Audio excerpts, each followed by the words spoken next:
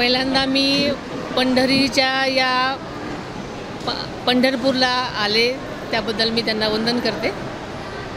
खरं तर आगवण्यासारख्या गोष्टी होणं अतिशय निंदनीय आहे। ही अतिशय खेदजनक गोष्ट आहे।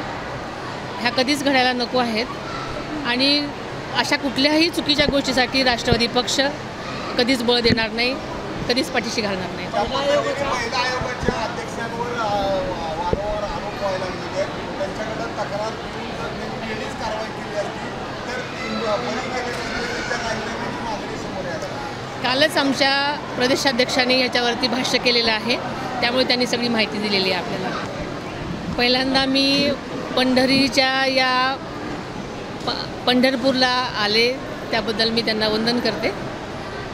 खरं तर आगवण्यासारख्या गोष्टी होणं अतिशय निंदनीय आहे। ही अतिशय खेदजनक गोष्ट आहे।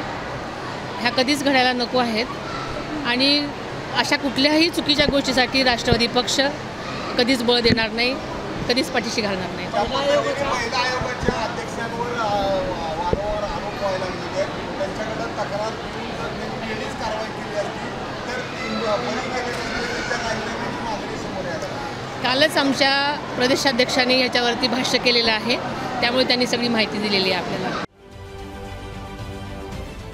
महाराष्ट्रातील सर्व बातम्यांचे विश्वासार्ह व्यासपीठ, सकाळच्या सर्व सोशल मीडिया प्लॅटफॉर्मला लाईक, फॉलो आणि सबस्क्राईब करा। तसंच सर्व नोटिफिकेशनसाठी बेल आयकॉन प्रेस करायला विसरू नका।